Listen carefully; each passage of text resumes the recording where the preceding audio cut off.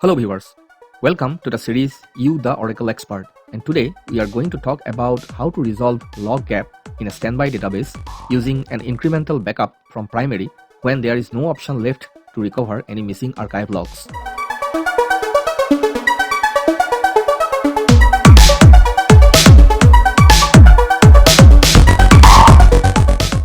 So viewers, in this series we cover different Oracle database related topics, and today we are going to talk about how to recover from a situation when the archived logs are deleted before they were applied on the standby and there is no backup of the archived logs available.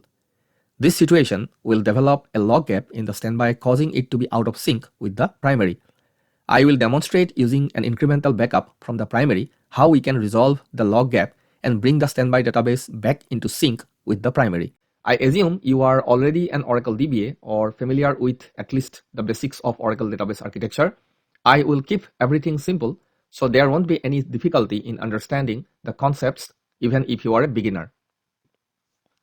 Please note that whatever commands I am using in these tutorials, they are all available in a shared document in my Google Drive. You can access that using a link provided in the description of this video below. Before I start the demonstration, let's first get familiar with the environment. I am doing all these demonstrations in my virtual environment created using Oracle VirtualBox virtual machines. For the DataGuard primary and standby databases, I am using Oracle Database version 19.3, and for monitoring and management, I am using OEM version 13.5. All the virtual servers have the 64-bit Oracle Linux 7.9 installed. If you want to create your own virtual learning environment using Oracle VirtualBox virtual machines, please watch my tutorials using the link given in the description of this video below. Here is a recap before we proceed. So I have my two Linux servers named Linux 1, which is my primary server, and Linux 2, which is our standby server.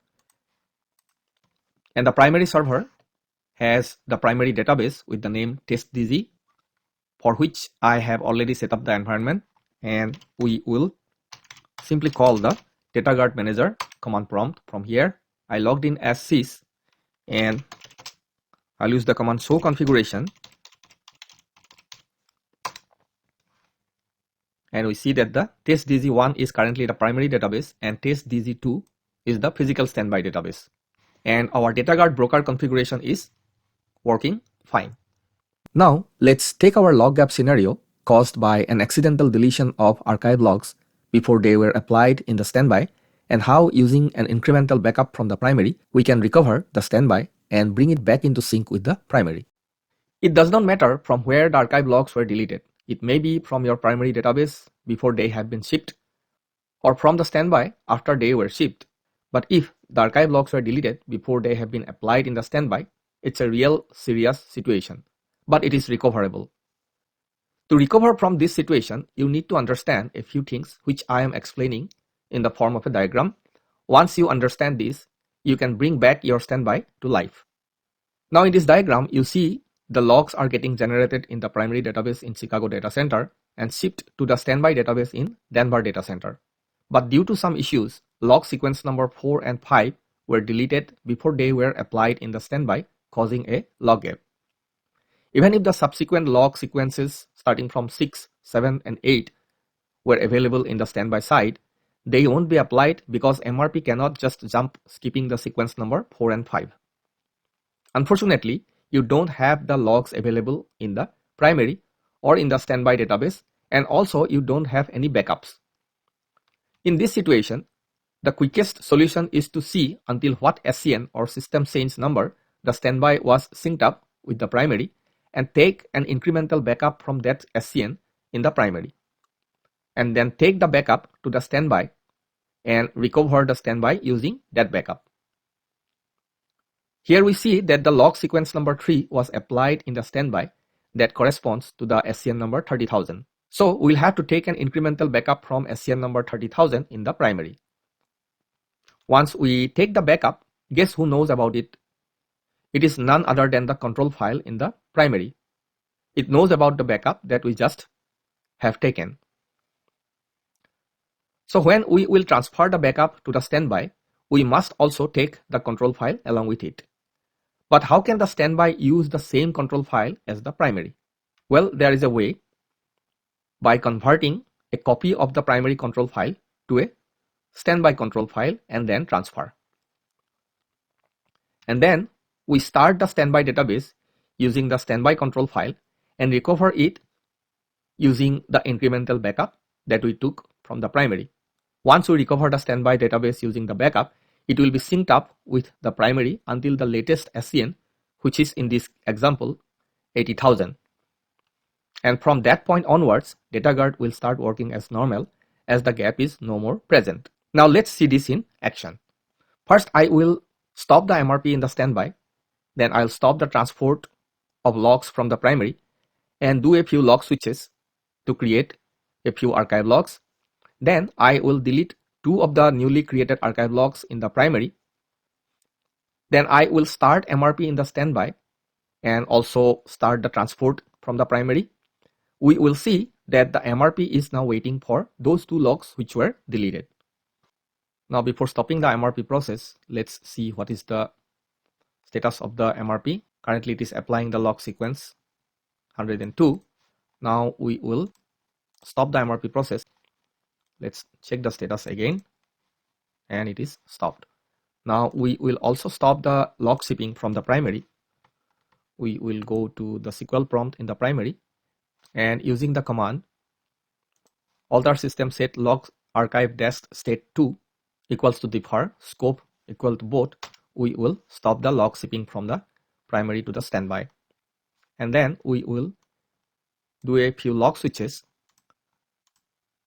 to create some logs, archive logs. Let's check the latest log sequence in the primary, which is 107. Now because the MRP is also stopped and log shipping is also stopped, these recent log sequences will not be available in the standby side. So let's validate that. Earlier it was available up to 101. Yes, up to 102 it is available. But all the recent ones, that is the 3, 4, 5, 6, 7, these archive logs are no more available. Say out of these all archive logs, we will delete 2 of the archive logs which were recently generated. Say this is 104 and 105, which we are going to delete in the operating system level using rm command 104 and 105. Now we will resume the log shipping from the primary and also the MRP process. First, let's start the MRP.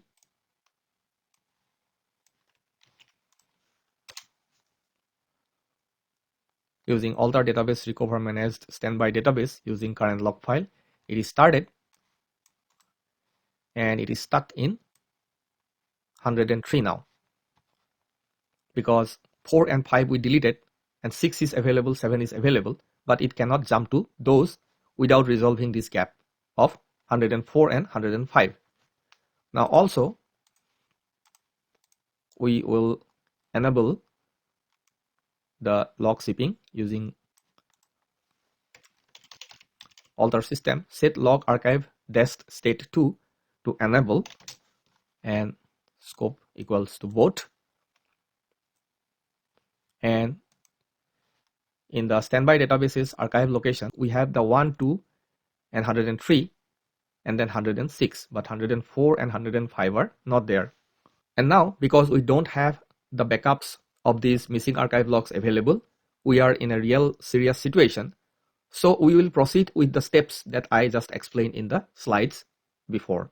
First, we will connect to the standby database and take its SCN number, which is the latest, using select current SCN from $v database. And this is the SCN number. And beyond this, there is no changes happening in this database because it is still stuck in the log sequence number 103. Now the next step is we will take an RMAN incremental backup in the primary database from this SCN number. Now that we know the SCN number on which the standby is stuck, we will use that SCN number to take an incremental backup in the primary. So we are in the primary server and now we are going to first create one directory to keep the backup pieces under the temp file system, and the name of the directory is bkp. So let's create it first. Then I will connect to the primary database using rman prompt. And then using an rman run block, I am going to take a backup. Let me copy and paste it, and then I will explain. I'm using this run block starting with this curly brace, and I'm allocating one channel to the disk, and the backup piece location is this temp bkp that we just created, and that is the format I'm using. And the actual backup command is backup incremental from scn. This is the scn number that we copied from the standby, then database, and I'm ending the command here. Press enter. This incremental backup should not take a very long time based on how many transactions have been carried out after that particular scn in the primary, because ours is a test database and it should not take more than a few seconds. And the backup has been completed. Next, we have to take a backup of the current control file in the primary database for the standby database using the command backup current control file for standby, and the format I am using for the same location where I have created the backup pieces, and the name of the backup copy of the control file will be standby_control.ctl. Press enter. Now let's go back to the command prompt and see the backup pieces in the bkp directory, and we can see these 3 backups are available, which we are going to transfer to the standby location using an scp command. Because I have the user equivalence set up for the Oracle user between the Linux 1 and Linux 2 servers, I don't have to specify a password to transfer these backup pieces. Just press enter, and that will transfer all the 3 backup pieces to the standby server. Now let's go to the standby server, and I have created the same backup directory in the standby server also. You can have a different location or directory in the standby server, in which case you have to catalog the backup pieces to let the control file know about the new location. Just to avoid this extra step, I am creating the same directory structure in the standby server also for the backup pieces. Now let's do an lslrt. Yes, all the backup pieces are available. Next, we will shut down the standby database, which is currently in the mount state, using shutdown immediate. Next, we will start up the standby database in no mount mode, and the database has been started in no mount mode. Now we exit from here and connect to the database using rman.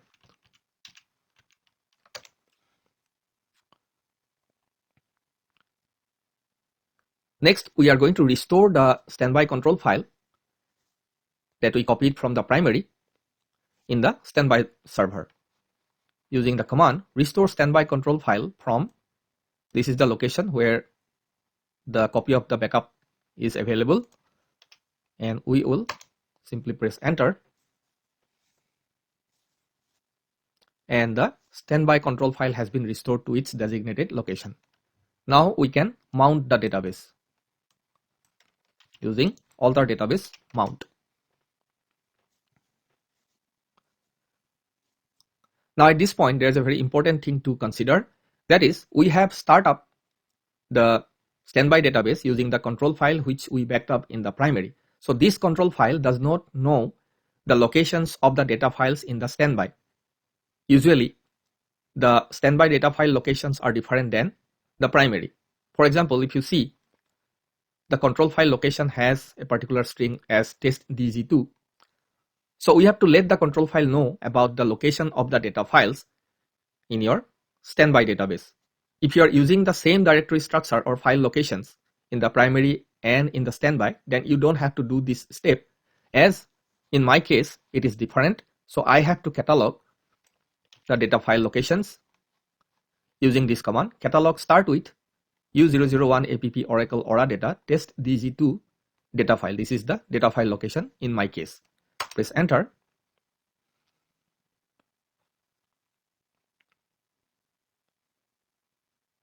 And it will ask for a confirmation. Type in yes. and all the data files have been cataloged in the new control file. Now the next command to use is the switch database to copy so that the changes are permanent. Now we are almost done. The next step is to recover the database using recover database no redo. This no redo is required because there is no redo log files required for this recovery. It will be solely based on the incremental backup that we have taken. Press enter. Based on the volume of changes taken place in the primary database, since the SCN that we took in the standby, this recovery may take some time and you will see more lines in this output. In our case, it just finished momentarily. The reason is between the SCN where the standby was stuck and when we took the backup in the primary, there was no change because this is just a test environment. We have not made a lot of changes in the primary database. So the incremental backup literally has nothing to be recovered. But it doesn't mean that you don't have to recover. You must use this command recover database no redo. Now we will go back to our SQL prompt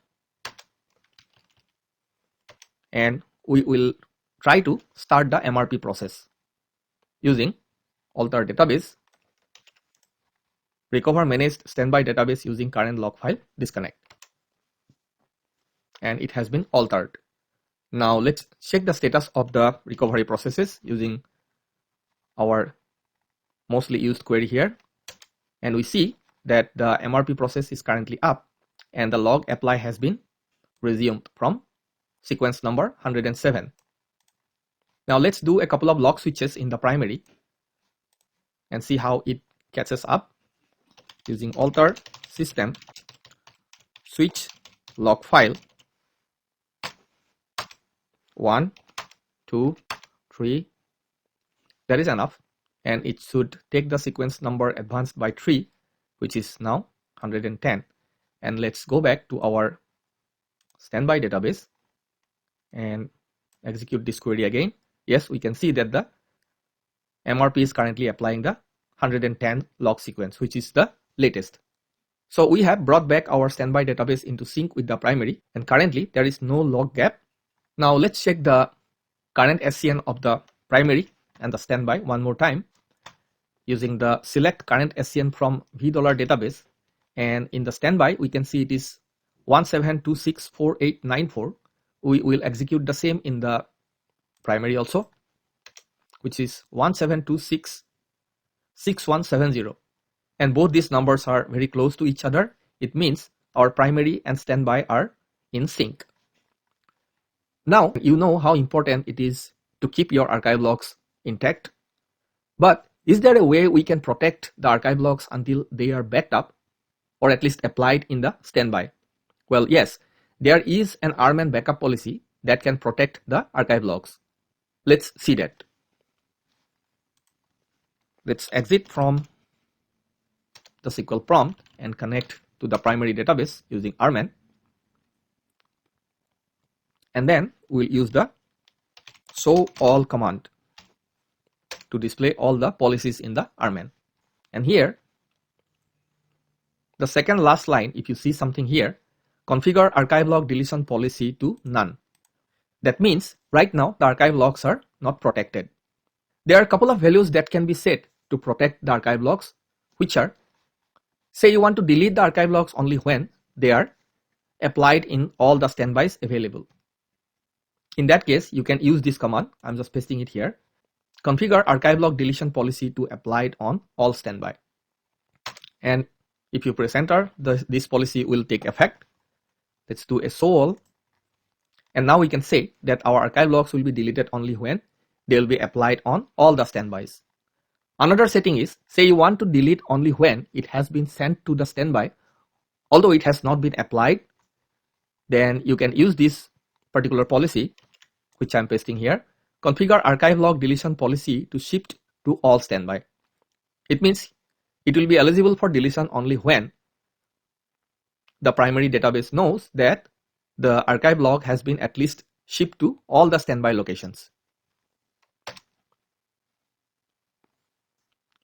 The third option is, say you want to delete only when it has been backed up and also it has been applied. In that case, you can use this particular policy, which I am pasting here, that is configure archive log deletion policy to backup one times to disk or whatever backup media you are using, then apply it on all standby. If you use this, then it is going to give us a different level of protection. So these are all different types of archive log deletion policies that you can set and protect your archive logs from getting deleted. So I'll set it back to the first one, which is my favorite, that is configure archive log deletion policy to apply it on all standby. This is all for today. So viewers, please provide your feedback in the comment section of the video and hit the like button if you found it useful. That will mean a lot to me and help grow this channel.